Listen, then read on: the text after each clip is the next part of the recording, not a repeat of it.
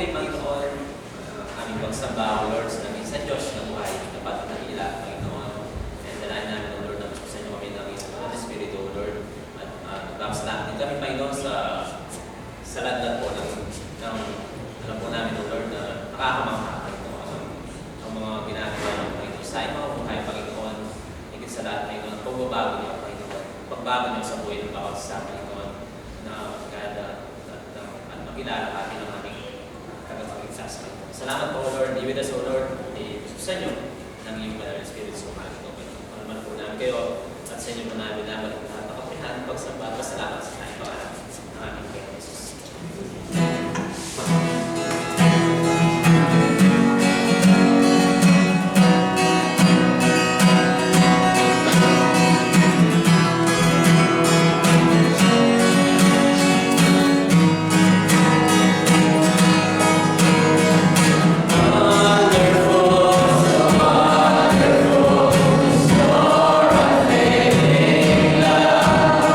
Your process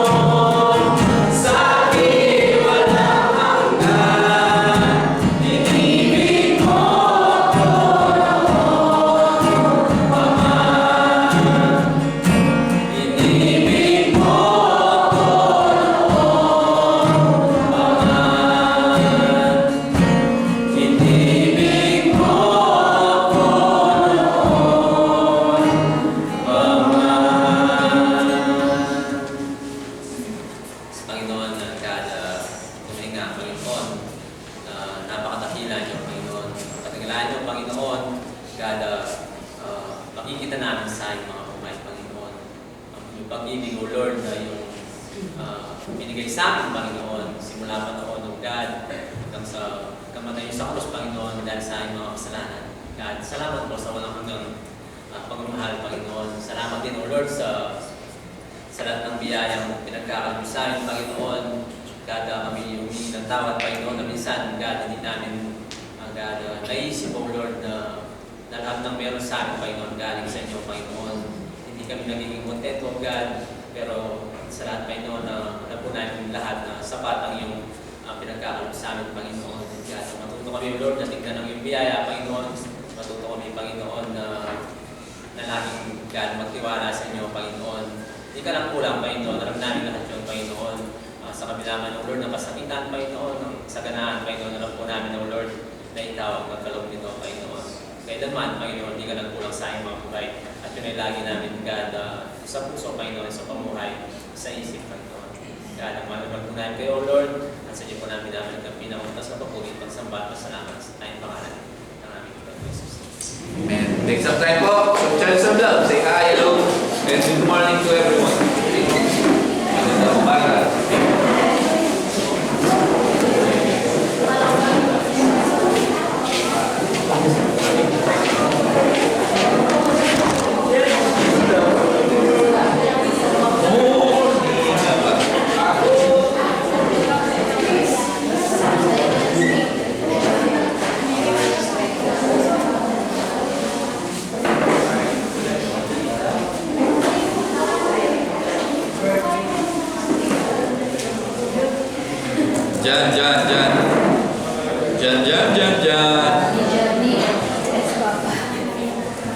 Johnny.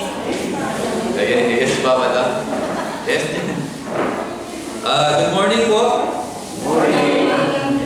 So, bago po tayo magsimula, meron lang po akong mga iilan na announcement sa ating lahat. So, alam niyo pong lahat ay nandito na sina Pastor Jan, pero wala pa rin dito. Nandito na pero wala pa dito. Paano yun? Ano nangyari? Nandito pero wala pa dito. Nasa Pilipinas na. Yan. Pero nandun po sila sa Dumaguete. So, sinat ko si Pastor Jan nung 7. Hanggang ngayon po, di siya nagre-reply. Busy. Alam niyo si Pastor Jan, wala na siyang internet. So, mag-uusap na lang po kami sa 14. Lagdalin na. So sa 14 po, susundin namin sina Pastor Jan. But yung pong schedule nila, just want to share to you guys. Sa January 17, meron po tayong event dito kasama yung team. Meron po tayong evangelism. So kung sino po yung available na pwedeng pumunta rito or tumulong o mag-evangelize, it's 9 a.m. po. And then, yung pong pwede ding tumulong, because doon po sa Friday, January 17, meron po tayong construction na mangyayari dito po sa church. So, kung yung pong mga available na pwede na pumunta dito, we can use your help. And then, doon sa gustong sumama doon sa mga team, kasi po hindi naman lahat magko-construction. So, yung mga ladies po, is some of the ladies are going to mag-evangelize po sila dito sa neighborhood. Malamang doon sa Tiangge. Bibili sila ng bangus at tilapia. So, and then po, meron pong hangout yung mga youth and kids.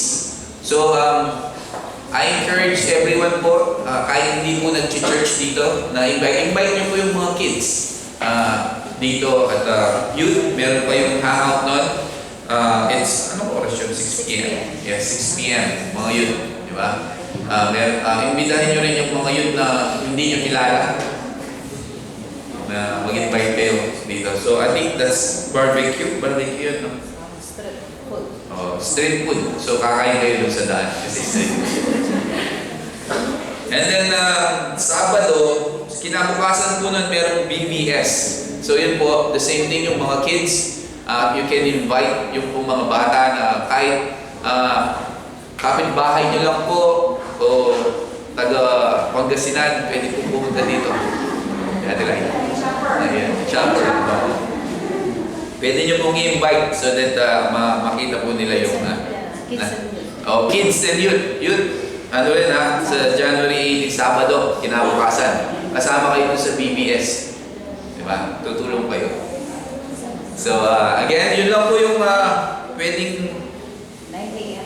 So, 9 a.m. po yung Friday, and then... No, 6 p.m. Friday.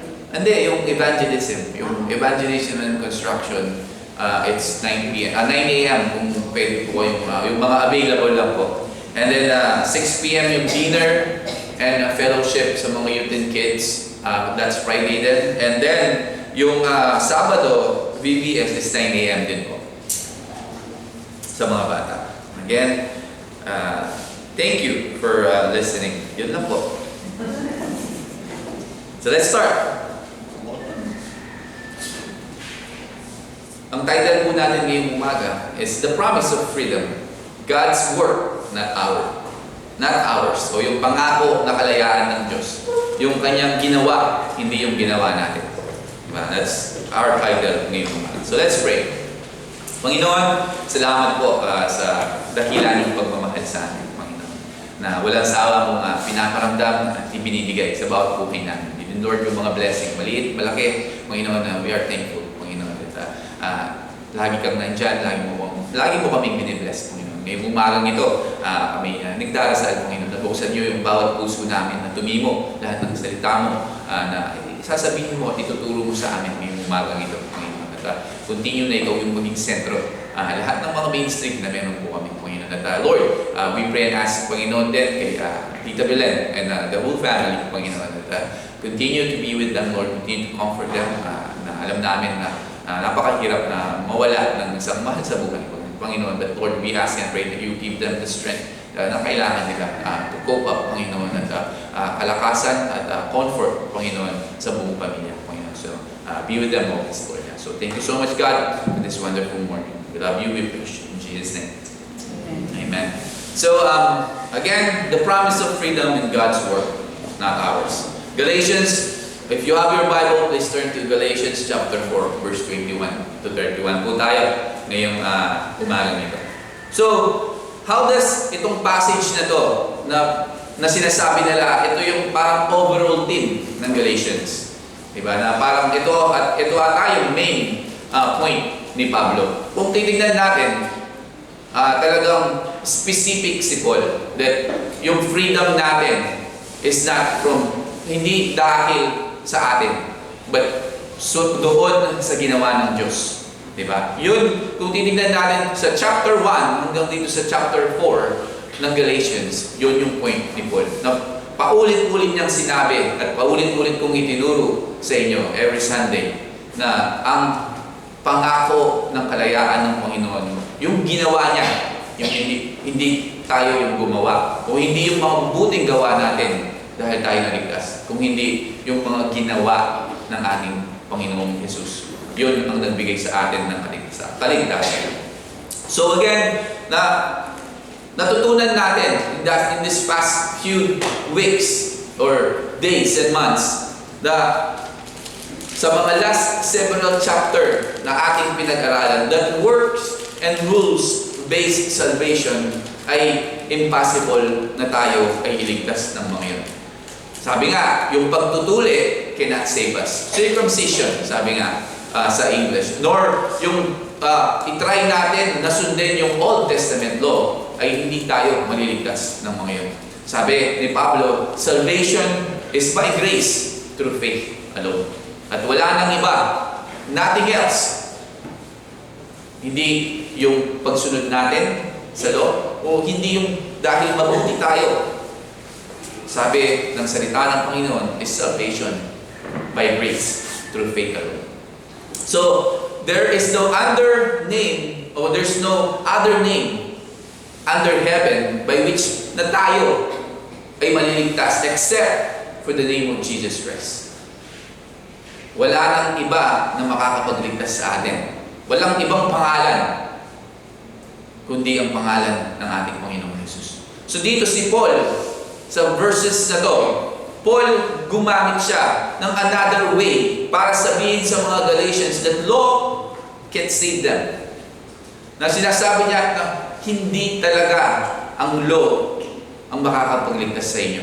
Huwag kayong maniwala sa mga legalist na yan, sa mga Judaizers na yan, na sinasabi nila, patuli ka, gawin mo to, hindi maliligtas ka. No. Diba? So Paul dito makikita natin, nagagamit siya ng ibang method or yung ibang katulad ni ang ating Panginoong Jesus, gumamit siya ng parable dito. So Paul, makikita natin dito, gumamit siya ng parable dito para ma-explain niya ng mabuti sa mga taga-Galatians.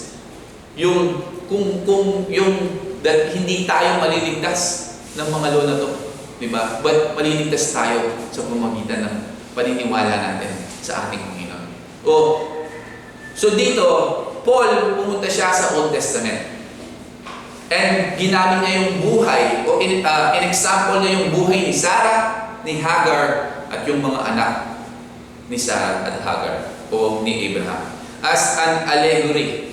Ibig sabihin, as a parable to bring his point sa mga Galatians. So, may papakita dito that God's blessing only come by divine degree. We can never force ang ating Panginoong Diyos o yung kamay niya na, never obtain yung pangako niya through our own efforts. Hindi natin makukuha yung mga pangako niya dahil mabuti tayo, dahil gagawin natin itong mga bagay na to. Diba? Again, we can never force God's hand na ibigay niya yung pangako na yun dahil mabuti tayo. So, let's start here in verse 21. Sabi niya, kayong ibig na mapasailalim ng kautusan. Magsabi kayo sa akin, hindi ba ninyo naririnig kung ano ang sinasabi ng kautusan? Tell me, you who desire to be under the law, do you not hear the law? Sabi ni Paul.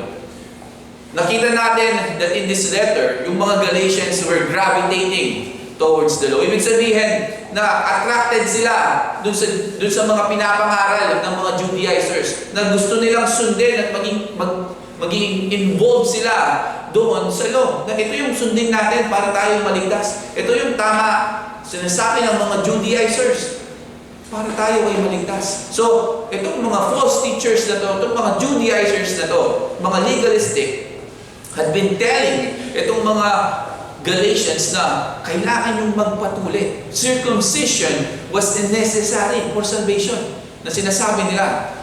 At alam natin, yung circumcision ay yung outward example of obeying the law. Yun yung pinakamatindi. Diba, na kapag hindi ka tuli, sasabihin nilang hindi ka Hudyo, hindi ka maliligtas. Diba? Parang yun yung pinaka-main na kailangan. So, but hindi lang yun. They also required to follow the rest ng lahat ng law ni Moses. Diba? Even yung law na ginagawa ng mga Judaizers or mga legalistic. Under the law, it is what we do for God that makes us right before Him. Diba? So kung under law tayo, and the Galatians are under law, then yung ginagawa natin para sa Diyos, yun yung sinasabi natin, kaya matuwid tayo sa Diyos. Kasi ito yung ginagawa ko para sa Kanya. Sinusunod ko to, nagsusuot ako ng ganito, ginagawa ko to araw-araw, kaya matuwid ako sa Diyos. Diba? But under grace of God, it is what God has done for us in Jesus Christ that make us right before Him. Ibig sabihin, kapag tayo ay under grace and the Galatians are under grace of God, yung ginawa ng Diyos sa atin, diba? Doon sa bugtong niyang anak na si Jesus Christ, that make us right before Him. Nagiging matuwid tayo dahil doon sa ginawa ng ating Panginoong Hesus. Hindi dahil doon sa ginawa natin. Diba? Dahil ginagawa natin to, ginagawa natin yon, nagiging matuwid tayo. Hindi. Because of the work of Jesus Christ doon sa cross. Kaya tayo nagiging matuwid sa Panginoon. That's under grace. Diba? So, under the law, yung focus is sa ating mga performance. Di ba? Nagagawa mo ba to? Nagagawa mo ba yun? Nagagawa mo ba to? Kinakain mo ba to? Sinusuot mo ba to? Di ba?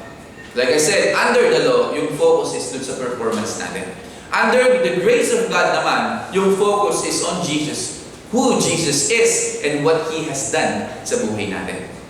Yun yung under grace. Yun yung pagkakaiba ng under the law and under the grace of God.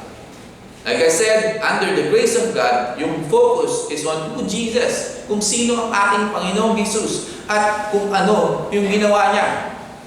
Di ba? So Paul, gumamit siya dito ng maraming argumento para ipakita kung gaano ka-foolish itong sinasabi ng mga o itong mga Judaizers na to, at yung mga legalistic na nagtuturo sa mga Galatians. Even sa panahon naman natin ngayon, at marami, di ba? That this Judaizers na katulad sa mga Galatians at mga tao na legalistic na you cannot be saved until na ginawa mo itong mga bagay na to. Hindi lang sa panahon ni Pablo, but even ngayon sa panahon natin ay marami. So Paul, again, like I said, gumamit siya ng maraming argumento para lamang ipakita at ipaliwanag ng maayos sa mga Galatians na hindi iyan ang makakapagligtas sa inyo. Walang sense, sabi ni Paul. It's foolishness. So, tayong mga Kristiyano, lagi nating tandaan, hindi tandahan, but tandaan. Diba? The Christian tayo, ay wala na tayong business living under the law. So, ano ba yung ginagawa ng law sa buhay natin? Kung sinasabi natin, as a Christian, we have no business living under the law. So, as a Christian, it is not above yung law sa atin as a Christian. It is under a Christian sa ating buhay. Bakit? So, paliwanag ko. The law, sabi ni Spurgeon, unahin natin yung sinabi ni Spurgeon dito. Sabi ni Spurgeon, nilagay ko dito, ayan. The law is under a Christian. It is for him to walk on, to be his guide, his rule, his pattern.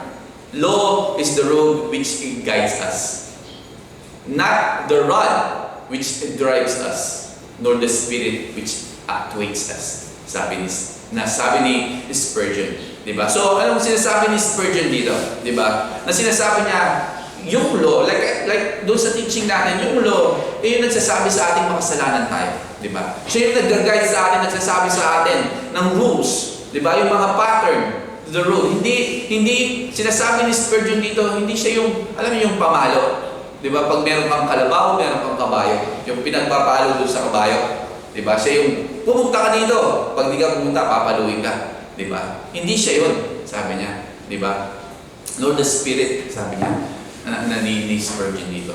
So, yung law, again, nagsasabi lang sa atin na tayo makasalanan. Yung law, siya yung nag-guide sa atin patungo sa ating Panginoong Hesus. Na ito, ang ating Panginoong Hesus, siya yung magliligtas sa inyo. Diba? So, in this chapter, Paul, gumamit siya ng bagong argumento. Diba? Sinabi niya, hindi ka ba nakikinig? O, hindi ba kayo nakikinig to the law? Sabi, do you not listen to the law? Sabi ni Paul sa mga Judaizers. Even sa mga Galatians dito. So, do you not hear the law? Sabi ni Paul. So, Paul, na-sense niya that hindi pa niya nakuha o nasabi talaga yung point niya. So, ngayon, Paul approach yung matter with another illustration. At ginamit niya yung Old Testament. Gaya sinabi ko kanina. Essentially, Paul, sinasabi niya sa mga Galatians, sige, di ba, mag-Bible study tayo. So, okay, tingnan nyo yung Genesis chapter 16. Diba? So, yung Genesis chapter 16 dito, kung titignan nyo ang lahat, is about Abraham, Sarah, and Hagar at yung mga anak niya. Diba? So, in short, sinasabi ni Paul sa mga Galatians, sasabihin ko sa inyo, ituturo ko sa inyo kung anong ibig sabihin. O yung gagawin kong illustration, si Abraham, si Hagar, at si Sarah. Para malaman nyo talaga na hindi work-based yung salvation, but through faith in Jesus Christ. So, Paul, like I said, incorporates yung argument niya from the Old Testament para ituro sa kanila that it's always been impossible to obtain God's favor through one's effort. Na kung sarili mo lamang at gagawa ka ng sarili mong paraan para lang makuha mo yung favor ng ating Panginoon at yung salvation na ino-offer natin, it's impossible. Diba? In-explain ni Paul dito yung point niya from the story ni Abraham, Hagar, at Sarah sa Genesis 16. So, hindi niya gaanong dinikil. Kung babasahin natin yung Galatians, hindi gaanong detalye yung kanyang kwento. But dito, ina-assume kasi ni Paul na alam ng mga Galatians at ng mga Judaizers yung story ni Abraham, Sarah, at Hagar. So, let's read verse 22. Sabi niya, sapagkat sinabi ng kasulatan na si Abraham ay may dalawang anak na lalaki. Ang isa ay anak ng aliping babae at ang isa ay anak ng babaeng malaya. For it is written that Abraham had two sons, the one by a bondwoman and the other by a free woman. So, dito, kung babasahin natin, it is written, sabi niya, that Abraham had two sons. Doon muna tayo mag-umsa. So, itong mga legalists, mga Judaizers, who troubled yung mga Galatians, na ginugulo nila yung mga Galatians, nagpuprotesta sila, na sinasabi nila, kami rin naman ay mga anak ni Abraham. So, kami rin ay blessed. Sinasabi nila. So, Paul, hindi naman siya kumukontra doon sa mga Judaizers. Paul will admit, yo, anak kayo ni Abraham. But nakalimutan ng mga Judaizers na dalawa ang anak ni Abraham. Diba? Abraham has two sons. Hindi lang si Isaac. Nandun sino? Si Hagar. O si Ismael pala. Anak ni Hagar. So, again, like I said, sinasabi ng mga Judaizers, anak kami ni Abraham. Oh, walang problema, sabi ni Paul. Anak kayo ni Abraham. But nakakalimutan nila, dalawa ang anak ni Abraham. The slave woman refers to Hagar, while the free woman refers kay Sarah. Diba? So, tandaan po natin yun. Yung slave na si Hagar, kay si Hagar yon, while yung free woman naman ay si Sarah. So, God, kung titignan natin yung story nito, God pinangako ng Diyos kay Abraham at kay Sarah na bibigyan sila ng anak. Siya yung sinasabing child of promise. Yung pangako na yon o yung kasunduan na yon would pass from Abraham to his heir, the child of promise. But si Sarah, alam lahat natin na matanda na noon. Advanced in years, sabi sa salita ng Panginoon. At yung womb niya was barren. Wala pa talaga na lumabas na anak doon kay Sarah. Although, naghintay sila ng matagal at walang nangyari. Therefore, si Abraham at si Sarah decided tulungan ang Diyos. Na, tutulungan natin ang Panginoon. Anong ginawa nila? Sarah, yung maid niya, si Hagar, binigay niya kay Abraham as a concubine. I mean, yung concubine, mistress. Diba? And Abraham, hindi siya kumontra. Then, nabuntis si Hagar. Then Hagar, pinanganak niya si Ishmael. Yun yung anak ni Hagar, si Ishmael. But God, ang ating Panginoon, hindi pinasa yung pangako niya o yung covenant, yung kasunduan nila kay Ishmael. Dahil hindi yon yung ipinangako ng Diyos. Diba? Abraham and Sarah, nagkasala sila.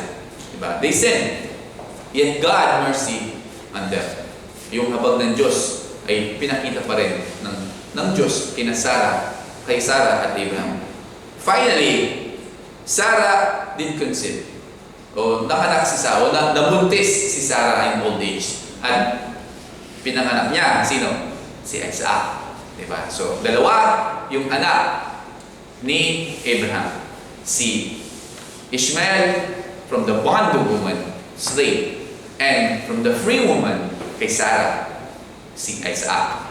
And then, let's read verse 23. Sabi niya, subalit, ang anak sa aliping babae ay isinilang ayon lamang sa paraan ng laman. At ang anak ng malayang babae ay isinilang sa pamamagitan ng pangako.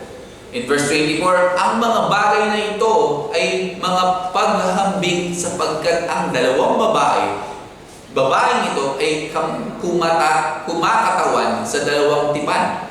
Ang isa ay mula sa bundok ng Sinai. Siya ay manganganak ng anak sa pagkaalipin. At ang babaeng ito ay si Hagar. In verse 25, ito ay sapagkat si Hagar ay kumakatawan sa bundok ng Sinai na nasa bansang Arabia. Siya ang tumutukoy sa Jerusalem sa ngayon at ang kanyang mga anak ay nasa pagkaalipin. In verse 26, ngunit ang Jerusalem na nasa itaas ay malaya. Siya ang ina nating lahat. Ito'y sapagkat nasusulat, o babaeng baog na hindi nanganganak, magalak ka, sumigaw ka, ikaw na hindi nagdaramdam sa panganganak, sapagkat higit na marami ang anak ng babaeng pinabayaan kaysa sa babaeng may asawa. But in New King James said, but he who was of the one woman was born according to the flesh, and he of the free woman through the promise, which things are symbolic. For this are the two covenants, for one from Mount Sinai, which give birth to bondage, which is Hagar. For this Hagar is Mount Sinai in Arabia, and correspond to Jerusalem, which now is, and is in bondage with her children. But the Jerusalem above is free, which is the mother of us all. For it is written, Rejoice, O barren, you who do not bear, break forth and shout, you who are not in labor. For the desolate has many more children than she who has a husband. So, yung kontra, yung pagkakaiba dito, na ipapaliwanag natin, born according to the flesh, and the son through the promise. So, itong phrase na to ay captures yung essence, yung account ni Abraham, Sarah, Hagar, at Ishmael. Dito natin makikita, God promised o pinangako ng ating Panginoon to Abraham na magkakaroon siya ng anak. Di ba? Nasabi ko na. Abraham waited maraming taon doon sa pangako na yun to be fulfilled. At walang nangyari. Di ba? Wala pa rin nangyayari kahit ang tagal-tagal na lang naghihintay ni Abraham. Siya, si Abraham at si Sarah, nandun yung pagka-impatient nila. Di ba? Hindi sila na ang tanda ko na, hindi pa rin tayo nagkakaanak, di ba? Kahit siguro nakakainip, di ba? Na kahit sino naman, mai-impatient na gusto mong magkaanak pero hindi pa rin binibigay ng Panginoon. Pero pinangako ng Panginoon, di ba? So, before Abraham had offered to make yung si Hagar, bago pa si Hagar, meron nang ginawa si Abraham na sinabi niya sa Panginoon na, Lord, i-offer ko tong servant ko para tulungan ka. Diba? But God declined. Bago pa si Hagar yun. Bago pa man si Hagar, gusto nang gumagawa na ng paraan si Abraham para tulungan ng Diyos. But God declined. So, anong ginawa ni Abraham at Sarah? Next time na gagawin nila ito, hindi na nila sasabihin sa Diyos yung plano nila. At all, they decided na subukan nilang tulungan yung Panginoon o i-fulfill yung pangako niya ng Diyos kay Abraham. Itong plano na to, hindi ito nag-conceive o not conceived through faith. Walang pananampalataya. Diba? Hindi ito ginawa dahil nagtitiwala sila sa Diyos. Ginawa nila to dahil gusto nila na i-please ang Panginoon at tulungan ng Diyos. So, makikita din natin, kung babasahin natin yung Genesis 16, walang ebidensya that they prayed about it, na pinagdasal nila sa ating Panginoon. Ginawa nila ito at hindi sila nag-seek ng counsel at opinion sa ating Panginoon. Si Sarah ang nag-suggest kay Abraham And si Abraham, sabi niya, sige, gawin natin. So, it was according to the flesh. Sila ay gumawa. Sila lamang ang gumawa nito at hindi nila inabisuhan ng Panginoon.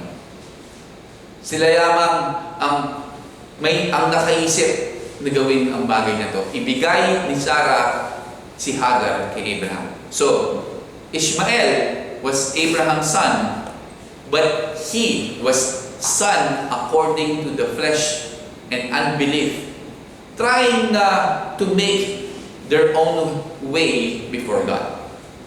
So it's the same thing sa mga legalistic ngayon. No, katulad ng mga Judaizers.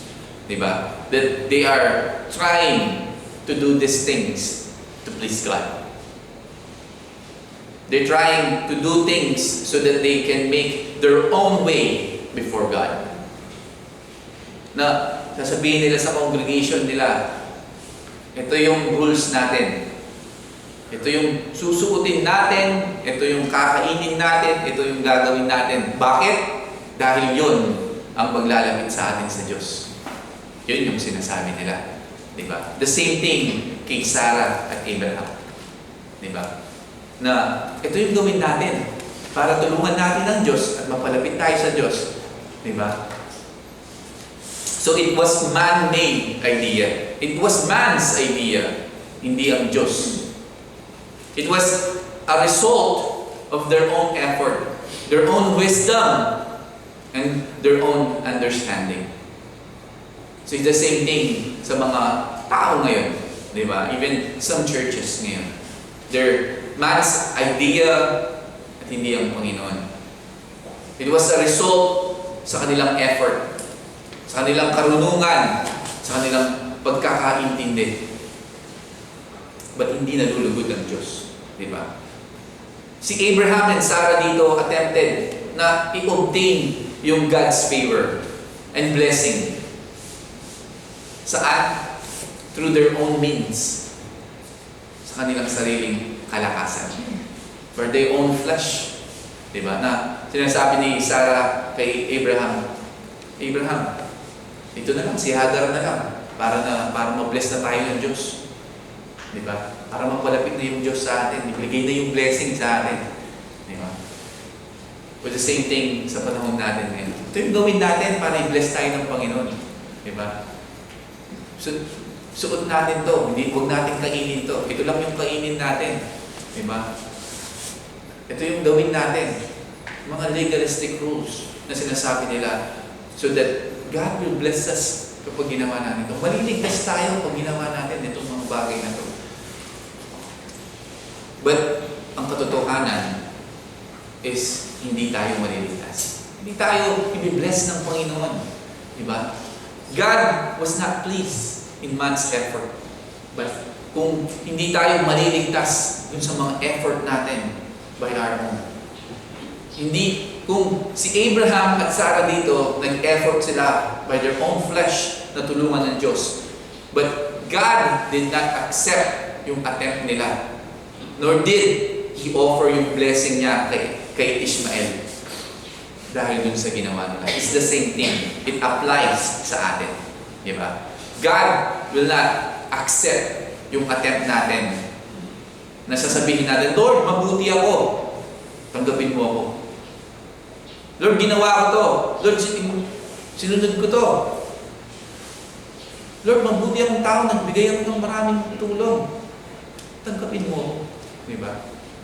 Again, katulad ni Abraham at Sarah, did not accept yung attempt nilang yun. Rejected it. Nor, sabi niya nga, did He offer His blessing kung doon sa mga ginawa nila. It's the same thing sa atin. In their fleshly endeavors, to obtain yung pangako ng Diyos, yung kagustuhan nila na makuha yung pangako ng Diyos, they came up far short. Highlighting yung katotohanan na ang ating Panginoon o yung that God's favor can never be achieved through works. Yung favor ng ating Panginoon ay hindi natin ma-achieve yun sa mga mabubuting gawa natin, sa pagsunod natin sa law, sa paggawa natin ng mga bagay na sa tingin natin ay makakapagpalapit sa atin sa Diyos. And then, by contrast, yung pagkakaiba naman, Isaac was the son of promise. Siya ay ipinangako, ito yung sinasabing son of promise. Siya yung miracle child. So, it was beyond human imagination na si Abraham at Sarah ay magkakaroon pa ng anak doon sa kanilang pagkatanda. Diba? Kung babasahin natin yung Genesis 16, napakatanda na nila ni Sarah at ni Abraham. Sa palagay nyo, sa panahon ngayon, mayroong mabubuntis na gano'n na edad. Ilan na si Sarah? 900? 90. 100 si Abraham. Sige, ganun. Sa palagay mo, meron mabubuntis gano'n kay dad. Sabihin na natin, 9. Hindi, wala. Diba? So si Abraham at si Sarah, alam niyo nung ginawa nila nung sinabi ng Panginoon, mabubuntis ka. Ano? Tumawa. Tumawa si Abraham at si Sarah. Si Sarah, likely siya yung tumawa. At doon sa idea, maraming beses sabi nga na tumawa si Sarah doon sa pangako na yun. But, tandaan natin, God had promised it. Pinangako ito ng Diyos. Di ba? Kung ano yung pinangako niya, He will fulfill. Makikita mo, Sarah was napakatanda na niya. But tandaan natin, sino ba yung nangako? Diyos. Di ba? Ang ating Panginoong Diyos. And what He promised, He fulfills. God came up dun sa plano na to and miraculously accomplished by His power. Nangyari ito, nanganak si Sarah, di ba? At pinanganak niya si Isaac. Itong pangako na to ay hindi nangyari o na-fulfilled quickly. Na sinabi ng Panginoon, Sarah, magkakaanak ka, Abraham, magkakaanak ka. Bukas may anak na sila, hindi, di ba? But naghintay si Sarah at Abraham ng napakatagal. Kaya nainip sila, di ba? Ang ginawa nila, gumawa sila ng sarili nilang decision sa buhay. Di ba? Na ito yung gawin natin para ma-fulfill natin yung pangako ng Diyos sa buhay natin. But, kahit matagal, it was fulfilled at just the right time. Again, it's the will of God, hindi yung will natin. Yung oras ng Diyos, siya pa rin yung masusunod. So, don't be impatient. Don't try na gumawa tayo ng sariling action natin to fulfill yung pangako niya sa atin. It will come the time. It will be fulfilled at just the right time sa buhay natin. Makikita natin dito that Paul uses itong example na to teach about salvation. So, yung attempt kay Hagar dito, magre-represent yung attempt ng mga tao to obtain God's favor by following the law. Itong example kay Hagar, na sinasabi ni Paul na si Hagar, ito yung representation ng mga tao na ina-attempt nila to obtain God's favor by following the law. But in their flesh, people can never reach God's standard and can never be saved. Hindi maliligtas at hindi natin maaabot yung standard ng Diyos by attempting sa ating kalakasan. Diba? Sa ating sariling mga karunungan at kaisipan. Ayun si Hagar. Nagre-represent.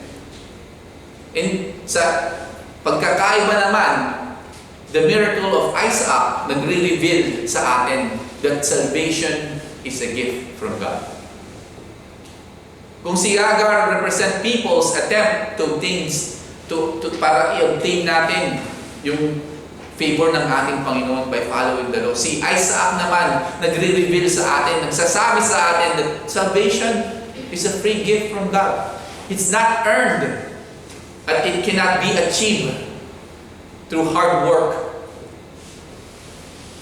sa buhay natin o paggawa ng mga ibang bagay na ito, pagsunod sa law. It's not. And it is not deserved. It is grace. Grace is when God extends us favor that is undeserved. Yun yung grace. Diba? Yung biyaya ng Diyos is yung biyaya na yun when God extend sa atin, but we don't deserve that. Diba? It is not earned also.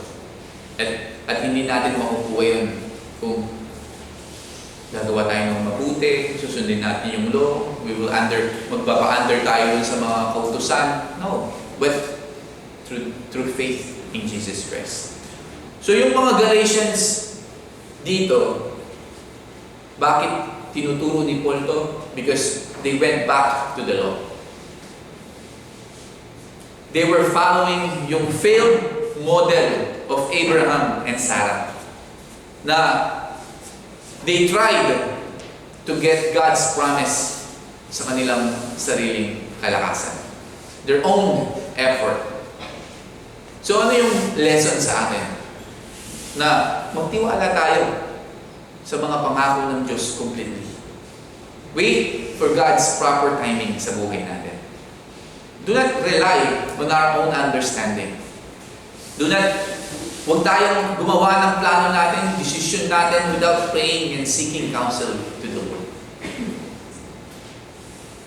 Sabi nga, dun sa nabasa ko, the means and the end are both important. Do not try sneaky or simple methods to get what we want. Do things God's way, even if it's more difficult. Ibig sabihin na sundin natin yung Panginoon, yung kung ano yung sinasabi ng salita niya. Even alam natin na mahirap. Huwag tayong sumunod na parang bulag dito sa culture around us. Diba? Ngayon, sa panahon natin ngayon, they follow blindly to this culture. At pinaka-importante, we cannot earn grace. It is free.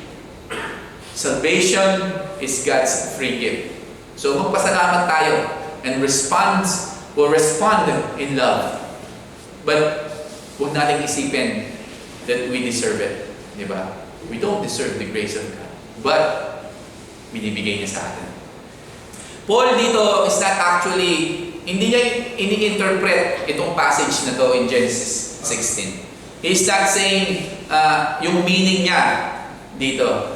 He is assigning was intended originally. Ibig sabihin na si Paul sinasabi niya itong kwento na to at hindi niya i-explain o i-try na i-interpret yung Genesis 16. Paul makes this very clear in verse 24 nung sinabi niya, now this may be interpreted allegorically.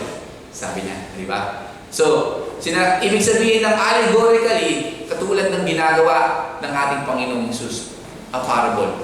But dito, Paul, ginamit niya yung parable o yung allegorically, ibig sabihin, parable, ay gumamit siya ng totoong tao. Di ba? Using this story as a parable. So, sabi basahin ko yung verse 24, sabi niya, ang mga bagay na ito ay mga paghahambing sapagkat ang dalawang babaeng ito ay kumakatawan sa dalawang tipan. Ang isa ay mula sa bundok ng Sinai, siya ay manganganak ng anak ng pagkaalipin. Ang babaeng ito ay si Hagar. So Paul, katulad ng ating Panginoong Jesus, he often did using yung mga parable to teach yung kanyang point, di ba? Nabasa niyo yung mga parable ng ating Panginoon. Para lang ituro niya kung ano yung punto niya, di ba? Para ma-explain niya ng mas maayos at maintindihan. Only he is using Paul dito, like I said, na gumagawa siya ng actual historical character, katulad ni Abraham, ni Hagar, ni Isaac, ni Ishmael, at ni Sarah. Diba? But our Lord Jesus, gumagamit siya ng heavenly, diba? Heavenly na mga bagay doon sa kanyang mga parable. But yung pagkakaiba ni Paul at ni Jesus, si Paul, like I said, is using historical character. So, hindi po kasi yung iba, if you, kung makakaparinig kayo ng mga ibang teaching of this Galatians, sinasabi nila that Paul is trying to interpret Genesis 16. But he's not. He's using it para lamang maintindihan nila na ng mga Galatians yung kanyang pinupoint dito. So, lagi nating tandaan that Paul's, yung theme ng book na ito, ng Galatians, is para that they are justified by faith. Nasabihin sa mga Galatians, you are justified by faith alone. At hindi yung mga ginagawa nyo o hindi yung pagsunod nyo sa mga law. Diba? Yun yung theme ng Galatians. Yun yung gusto yung sabihin niya sa mga Galatians at even sa ating lahat na nakakapakinig at nakakabasa ng Galatians. So, itong argument na to, Paul uses argument after argument. Anything which na makakatulong na makapag-convince sa mga Galatians. So, kahit itong historical event na to, ginamit ni Paul, dahil alam ni Pablo na alam ng mga Galatians, itong story na to. So, sa example na to, Paul, like I said, ino-incorporate niya yung character na alam niya, familiar ang mga Galatians. At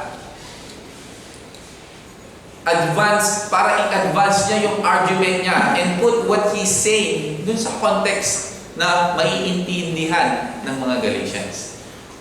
So, explain natin yung dalawang covenant dito na sinabi ni Paul. Paul compares Hagar to Mount Sinai. So, sa kabilang salita, or in other words, she is similar to the old covenant. Bakit? It was given at Mount Sinai. Di ba? Yung old covenant ni Moses, na binigay kay Moses, ay ibinigay doon sa Mount Sinai. So, in this allegory o parable, Hagar was a slave, and those who put themselves under the law to try to earn salvation ay mga alipin na sinasabi ni Pablo dito. Hagar was a man-made attempt to gain God's promise. Those who in the new covenant naman, o yung mga sa bagong tipan, put themselves, kapag nilagay nila yung sarili nila under the law, are also making a man-made attempt to gain favor. So sinasabi ni Paul that kayo na nandun na sa New Testament, pero nagpapasakop pa rin kayo dun sa law, di ba? So, you are making a man-made attempt to gain God's favor. So, sinasabi ni Paul na ang parehong nito are bound to failure. Sa madaling salita, Paul, sinasabi niya sa mga Galatians that those under the law ay mga alipin pa rin hanggang ngayon ng law. Those under the old covenant are slaves hanggang ngayon. They are slaves dun sa mga rituals, rules, and law, at walang pag-asa of being good enough to be saved. Dahil laging sasabihin ng law, makasalanan ka. Di ba? Hindi natin kayang i-perfect yung law na yun. But that law is pointing us to Jesus. Makasalanan ka, kailangan mo ng tagapagligtas. Yun yung sinasabi ng law. Yun yung pinopoint ng law. Diba? So, itong mga Galatians, itong mga Judaizers and legalistic, they try so hard na i-fulfill yung law na yun. But they ultimately fail. Hindi sila magtatagumpay. Because that's the standard of God. Diba? Yung pinaka nakakalungkot na part is that hindi na kailangan na sundin yung law. Hindi na sila kailangan na maging alipin anymore. Bakit? Because Jesus came to set them free. Jesus came to set us all free. Pero nakakalungkot that these Judaizers and legalistic, even people today, and even some churches, they miss it. Hindi nila nakikita at hindi nila nire-recognize what Jesus did. They still under the law and they are still slave of this law. And that's sad. At yun ay nakakalungkot. But again, us Paul reminds us that we're not under the law anymore, but we are under grace. Under the grace of God. We don't need to follow those laws. But sabi nga ni Spurgeon, diba? They are our guide, pointing us to Jesus Christ. That we need a Savior and what He has done for us. And then, let us explain natin kung ano yung to Jerusalem dito. Dahil importante dito. Paul say in verse 25 that Hagar correspond to the present Jerusalem. So, in itong context na to, Jerusalem can represent a nation. So, alam natin, Israel. Diba? Jerusalem, Israel ngayon as a nation. Kung titignan natin sa balita, sa mga news, may ririnig natin yung mga reporter na sasabihin nila Israel as a nation itself, di ba? So yung Jewish nation as a whole, di ba? Sila yung Israel.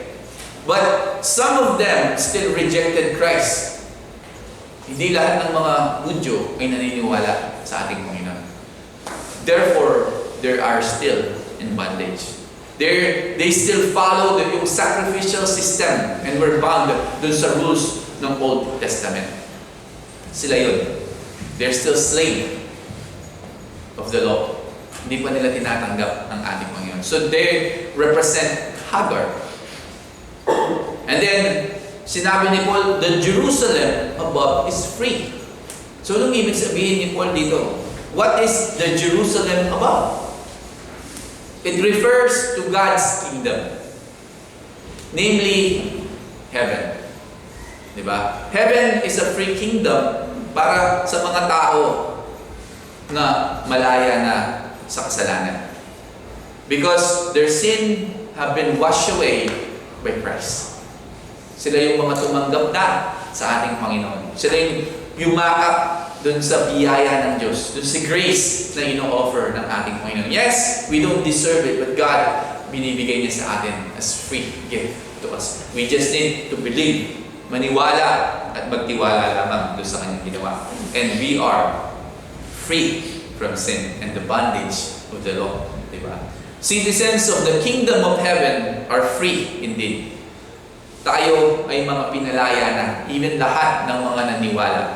It is free dahil recognize that Jesus, ang ating Panginoong Jesus, ay binayaran niya the price, paid the price. And hindi na natin kailangan bayaran pa for ourselves ng ating mga buhay at sarili natin.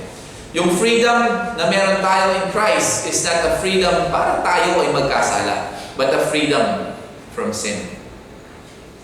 Na ibig sabihin na dun sa mga kasalanan na yun. And in verse 28, sabi niya, ngunit tayo, mga kapatid, ay katulad ni Isaac, na mga anak na sa pangako, subalit sa panahong iyon, ang anak na isinilang ayon sa laman ay umusig sa anak na isinilang ayon sa Espiritu. Gayon din naman ngayon. Subalit ano ang sinasabi ng kasulatan? Ito ay nagsasabi, palayasin ng aliping babae at ang kanyang anak. Ito ay sapagkat ang anak ng aliping babae ay hindi kailanman magmamana ng kasama ng anak ng malayang babae. Kaya nga mga kapatid, hindi tayo mga anak ng aliping babae, kundi ng babaeng malaya. Now we, brethren, as Isaac was our children of promise, but as he who was born according to the flesh, then persecuted him who was born according to the Spirit, even so it is now. Nevertheless, what does the Scripture says? Cast out the bondwoman and her son, for the son of the bondwoman shall not be heir with the son of the free woman. So then, brethren, we are not children of the bondwoman, but of the free. Sabi ni Paul as he ended this. So, now tayo, mga kapatid, sa ating pananampalataya, ay katulad ni Isaac, tayo ay mga anak o children of promise. Bilang mga Kristiyano, hindi natin ina-identify that we are with Ishmael. We are not, identified with Ishmael. Ina-identify natin yung mga sarili natin as a Christian with Isaac. Free woman, not dun sa bond woman. As children ng mga pangako, as a children of promise that was received ng pananampalataya. Dahil naniwala tayo at nagtiwala, nanampalataya tayo, then we are children of promise. Yung salvation natin is the result of God's fulfilled promise sa atin at throughout sa Old Testament. Yung mga pangako na yon ay makikita natin kung gusto nyo isulat Isaiah 53, Isaiah 49:6, Isaiah 42:6 at marami pang iba. Yun lamang yung bibigay ko sa inyo. But there's a lot more promises that God fulfilled sa atin. Yung mga pangako niya. These promises ay ginawa 100,000 of years. Made hundreds of thousands of years bago tayo. From the very beginning, yung Old Testament, pinangako ng Panginoon na ililigtas tayo sa ating mga kasalanan. Pinangako niya that He will send a Savior. At pinulfill niya yun, di ba? Yung ano yung pinangako niya, ginawa niya. Binigay niya yung bugtong niyang anak sa ating lahat. It is a privilege na tayo ay maging anak ng Diyos. A child of promise. Ibig sabihin, hindi tayo aksidente. God had planned or had a plan sa ating buhay and He fulfilled it. God is sovereign at walang sino man ang makakapagpatigil at sa Kanya to accomplish yung plano niya para sa buhay natin. Tayo ay minamahal niya at we are wanted. Tayo ay meron tayong Ama, a Heavenly Father na titingin sa atin, mag-oversee sa atin. He will continue yung work He began sa bawat buhay natin. And the one born of flesh persecute the one born of the Spirit.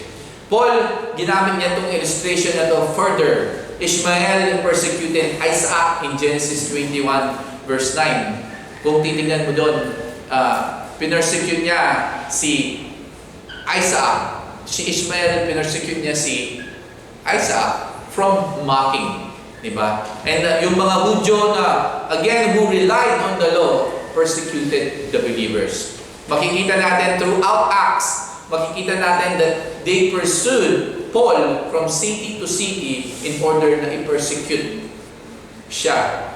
Yung kanyang mga kasama, yung kanyang mga kapwa, mga leaders sa church, itong mga kapwa niya, Hudyo, persecuted Paul because he's preaching the Word of God. The persecution, Christian, na kinakaharap natin ngayon sa panahon natin, katulad ni Paul, will not always be by the world, but also, indeed, more often, yung mga half-brothers natin. Ibig sabihin, the unbelieving, pero mga religious people sa mga nominal church. Ibig sabihin, yung mga ibang churches, na dahil hindi tayo naniniwala dun sa under the law, hindi tayo naniniwala that yung maliligtas ka sa pagsunod sa mga law, dapat ito yung isuot mo, ito yung gawin mo, then they persecute us because of that. Diba? Hindi lahat ng persecution is nagagaling sa mundo. Diba? O into the world. Ibig sabihin, dun sa mga unbeliever, meron din sinasabi ng mga nabasa ko that even some churches that their legalistic rules, people were persecuted. O half-brother, sabi nga, half-brother ng ibang churches na naniniwala sila sa Panginoon, Jesus, but there are a lot of legalistic things that they do and persecute us because we don't believe what they believe. Diba? So, again, sabi ni Paul, cast out the bondwoman and her son. Anong ibig sabihin? In like manner, we should cast out yung mga false teachers na nagtuturo ng work-based salvation. Ibig sabihin, huwag natin silang i-entertain sa ating mga churches. Yung kanilang pagtuturo, should be put out of the church. Ibig sabihin, they're not welcome dito sa church natin. Na nagtuturo na work-based salvation. Na maging mabuti ka lang, maliligtas ka na. Di ba? Ngayon ako napanood, yung alam mo yung nasunugan sa California, yung mga Hollywood, nandami, di ba? Merong isang pastor na nag-share doon. Do you think you're going to heaven? Sabi niya dun sa isang residente dun sa LA. Sabi, yes. Sabi niya, pupunta ako sa heaven. Sabi niya, I will go to heaven. Sabi, why? Sabi ng pastor, because I'm a good person. Sabi niya, dahil mabuti akong tao. Sabi niya. So, see, a lot of people think that being a good person, automatic, pupunta ka na sa heaven. But it's not. If you read the Bible, it is by faith through Christ Jesus. Diba? By believing in what He has done dun sa cross, that tayo maliligtas. It's not work-based salvation. It's grace. Through grace alone. By faith in Jesus Christ, tayo ay maliligtas. So, Hagar and Sarah, sabi dito, could not live together in the same house. We could argue, no? Sasabihin natin all day long, sino ba yung may kasalanan? Si Hagar ba o si Sarah? Di ba? Merong mga pagtatalo. Sino ba yung may kasalanan? Bakit pinapaalis si Hagar? Pero, sabi nga, kahit mag-argue tayo dito all day, sino may kasalanan? But hindi naman kasi yun yung point. Di ba? The point is that God, sinabi niya kay Abraham, paalisin mo si Hagar. That's the command ng ating Diyos. Na wala tayong magagawa. Kahit sino ba yung may kasalanan, sinabi naman ng Panginoon, paalisin mo si Hagar. So, also, tayong lahat, as a Christian, we must send away the idea na relating to God on yung principle of law. The principle of what we do for Him instead of what He has done for us in Jesus Christ. Ibig sabihin, sinasabi dito sa ating lahat na huwag nating i-entertain yung mga tao na nagsasabing, maliligtas ka dahil mabuti kang tao. No. Hindi yun.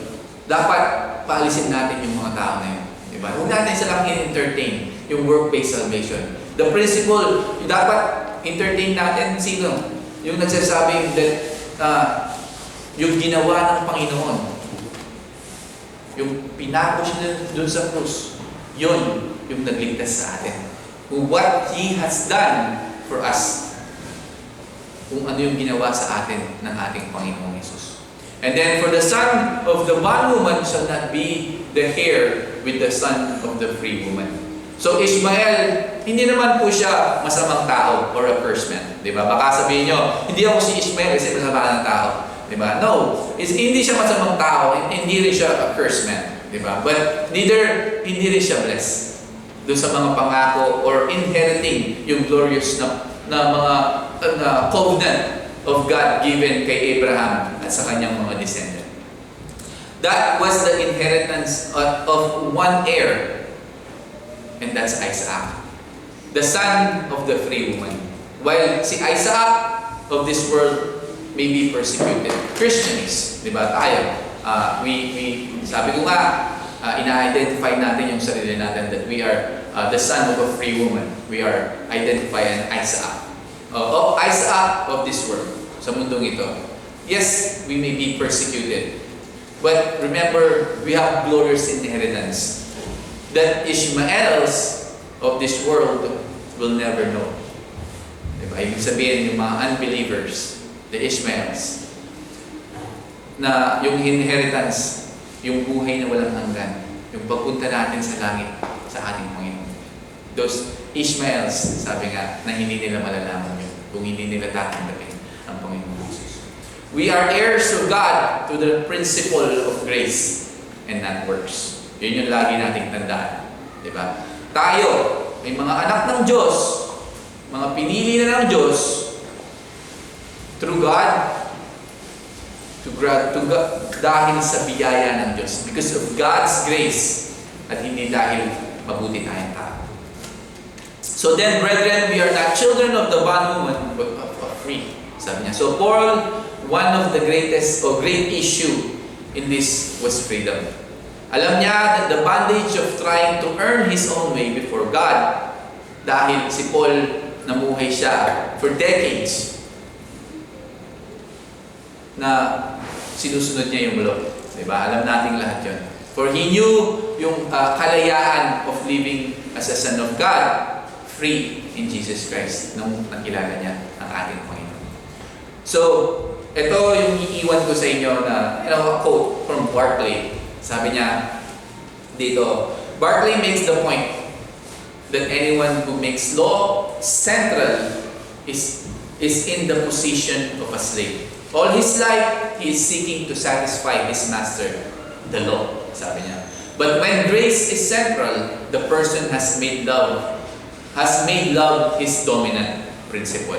It will be the power of love and not the constraint of law that keep us straight. And love is always more powerful than law, sabi ni Barclay. Diba? So, again, sinasabi dito, I'll just explain it real quick, that yung point dito, that if we make yung law as central sa ating buhay, we are slave nito, di ba? Sino yung sinisik natin to satisfy? Yung law, di ba? Not God, but the law. But when grace is central sa buhay natin, sabi ni Barclay, has made love dominant principle sa buhay natin. It will be the power ng pagmamahal and not the constraint of law na tayo ay nagiging matuwid sa ating Panginoon. Hindi yung law, but the love. Di ba? Sabi ni Barclay. And sabi niya doon sa huli, love is always more powerful than law. Yung pagmamahal ay yung mas malakas kaysa sa law. Yung pagmamahal ng ating Panginoong Jesus sa buhay natin. What He has done on that cross because He loves us. Diba? Yun yung dapat i-appreciate natin in what He has done doon sa krus ng Kalbaryo. Again, the promise of freedom. God's work. Hindi yung sarili nating mga ginagawa. Diba? Hindi yung mga ginagawa nating kabutihan sa mundong ito ang makakapagligtas sa atin. But kung ano yung ginawa ng Diyos at ng ating Panginoong Jesus dun sa cross. Let's pray. Lord, salamat po, Panginoon, for this wonderful promise that you've given us. Truly, we identify ourselves as a free woman, Lord. Anak ng free woman, Isaac, Panginoon. So, we pray and ask that you continue to give us the Spirit, Lord. Continue na palakasin niyo po kami so that we continue to walk with you, God. Continue, Panginoon, na maging matatag sa aming pananampalataya. Continue to share your gospel to those, Panginoon, na hindi pa nakakakilala sa iyo, Panginoon. Again, salamat po, Panginoon, for this free gift, Panginoon, the salvation. Thank you for your grace and your love towards us, Lord. As we go in separate ways, we pray and ask that you give us the strength and continue to guide us and protect us. We love you, Lord. We praise you. In Jesus' name we pray. Amen. So read your Bible, say your prayers, and love one another. Love you all, guys. God bless you.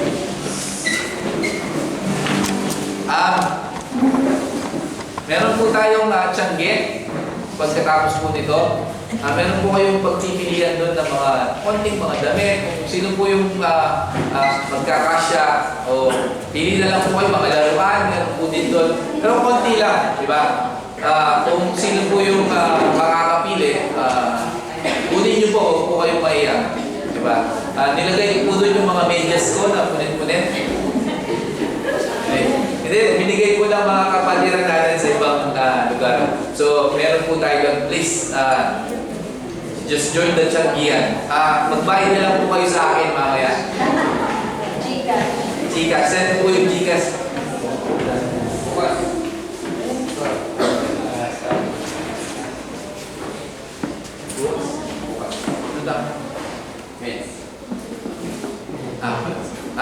Men's prayer kay Bapang Jubong po tayo.